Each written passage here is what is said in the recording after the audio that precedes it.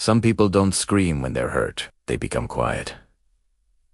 This is not a story about anger. It's a story about someone who was betrayed, smiled through the pain, and decided to rise instead of break. They walked away thinking they won, thinking I was weak, thinking my silence meant I had nothing left. But silence is not empty. It is where plans are made. It is where strength is built. It is where broken hearts turn into unstoppable souls. I didn't chase them. I didn't beg for answers. I just focused on becoming everything they never believed I could be. One day they will look back and realize they didn't lose me that day. They lost the best thing that ever happened to them. This is a silent revenge story. Everything looked perfect on the surface that day, almost too perfect to question. The house was filled with soft laughter, warm hugs, and familiar voices that pretended nothing had ever gone wrong. People moved around with plates of food, smiles on their faces, and stories from the past flowing like nothing in this world could ever break us apart. For a moment it even felt safe to believe that this was what family was supposed to look like. A place where hearts could finally rest without fear. But sometimes the most dangerous moments arrive when everything seems calm, because that is when you stop protecting yourself. I remember standing there, watching everyone, thinking how strange it was that love could feel so loud and yet so hollow at the same time. The room was bright, but something inside me felt dim, like a small warning I didn't know how to explain. It was as if my heart sensed something my eyes could not see. People were laughing, but behind their smiles were secrets. And behind their kind words were intentions that were never meant to stay kind for long. No one ever expects pain to walk into the room wearing a friendly face.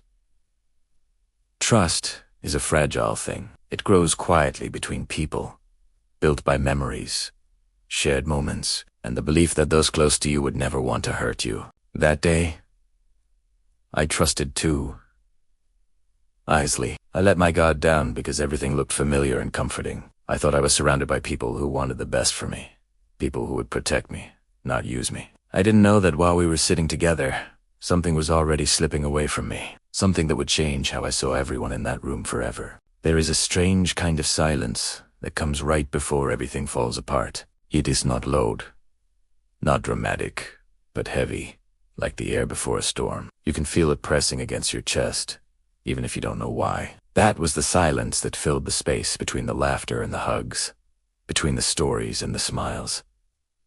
It was the silence of something about to break, even though no one else seemed to notice. Looking back, I realized that the calm was never real. It was just a mask, carefully worn to hide what was really happening underneath. The warmth I felt was not safety.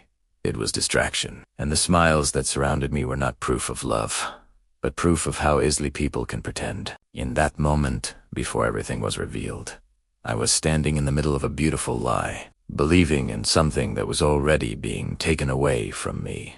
I walked into that moment, carrying something very fragile, even though I didn't realize it at the time. It was trust, the kind you give without counting the cost, the kind that grows when you believe the people around you would never choose to hurt you. Being with them felt familiar, like being wrapped in something warm and known, and that feeling made me careless. I spoke freely, smiled easily, and let my heart stay open, not knowing that openness was exactly what made me vulnerable. When you trust someone, you hand them parts of yourself without even noticing. Your hopes, your fears, your weaknesses, all become visible in ways you can't take back. I had done that without hesitation, thinking that love and blood meant loyalty, thinking that closeness meant protection. It never crossed my mind that the same people who knew me so well could also know exactly how to break me. There is something terrifying about being understood by someone who does not have good intentions. Every small gesture felt harmless. Every word felt normal. But beneath that, normality was a quiet shift happening. The balance between us was changing. Even though I couldn't feel it yet, I was still standing in the comfort of familiarity, unaware that the ground under me was starting to crack. Trust doesn't shatter all at once. It weakens slowly, silently, until the moment it can no longer hold your weight. I remember thinking how easy it was to be myself around them, how little effort it took to believe that I was safe. That belief made me blind.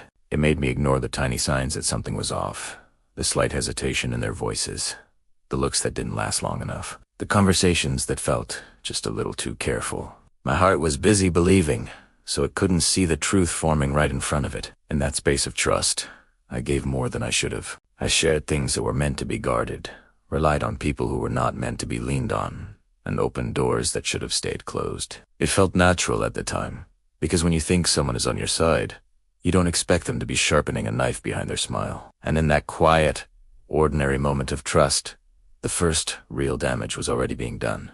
The moment it happened, it didn't feel real. I was just staring at a screen, at numbers that didn't make sense, trying to convince myself that my eyes were lying to me. A few seconds earlier, everything had been normal, and now it was as if the ground beneath my life had suddenly disappeared.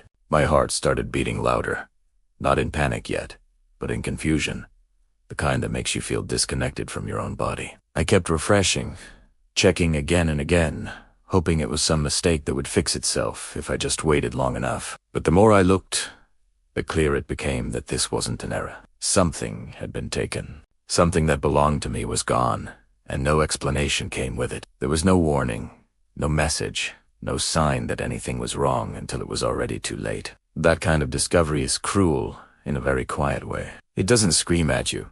It just sits there in front of you, undeniable and cold, forcing you to understand what has already happened. A strange emptiness filled my chest as realization slowly began to sink in. It wasn't just about what was missing. It was about what it meant. Numbers on a screen can be replaced, but trust cannot. In that instant, I knew that this louse wasn't an accident. It had intention behind it, and that intention came from someone who had been close enough to know exactly how to reach me. That thought hurt more than the loss itself. Memories started flashing through my mind, small moments that suddenly felt different. Words that once sounded kind now felt calculated. Smiles that once felt warm now seemed rehearsed. It was like seeing the past through a new lens, realizing that what I thought was love or care may have been something else entirely. The shock wasn't loud, but it was deep, sinking into places I didn't even know could ache. I didn't cry right away. I just sat there, staring, feeling a quiet heaviness settle over me. There's a certain kind of pain that doesn't come with tears, only with a hollow feeling that spreads slowly, filling every part of you. In that moment, I wasn't just someone who had lost something important. I was someone who had just learned a painful truth about the people I thought I knew. After the shock faded, something quieter took its place. It was not anger and it was not sadness, but a strange, heavy awareness that wrapped itself around my thoughts. I didn't raise my voice or demand answers, even though every part of me wanted to. Instead, I stayed still, as if moving or speaking would somehow make everything hurt more. The betrayals sat in my chest like a weight, pressing down with every breath, reminding me that what had happened could never be undone. In that silence, memories kept replaying in my mind, not as comfort, but as questions. I started to wonder which moments had been real and which ones had only been carefully played out for my benefit. Every smile I remembered now carried a shadow.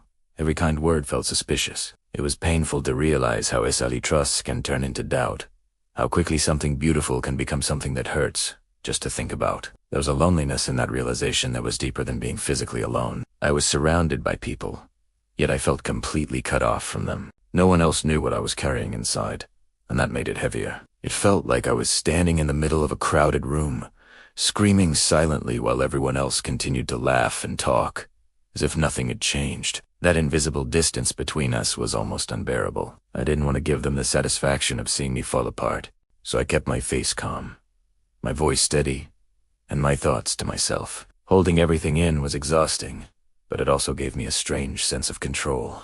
They didn't get to see my pain. They didn't get to know how deeply they had hurt me. That quiet became my shield, even though it was built from heartbreak. In that stillness, I began to understand something important. Not every wound bleeds on the outside. Some injuries hide beneath the surface, shaping the way you see the world without making a sound. And as I stood there, silent and broken, I knew that this quiet pain was changing me in ways no one else could see. I chose not to react the way they probably expected me to. There were no angry messages, no dramatic confrontations, no emotional scenes. Instead, I stepped back and let the quiet do the talking. It was not because I didn't feel anything, but because I felt too much. I knew that if I spoke in that moment, my words would be full of pain, and pain would only give them more power over me. So I stayed calm, even when everything inside me was burning. That silence was not weakness. It was a decision. While they assumed I was broken beyond repair, I was slowly gathering myself together. Every thought, every emotion, every disappointment was being turned into something stronger. I stopped wasting energy on people who had already shown me who they were. Instead, I began to focus on rebuilding what they had tried to take from me.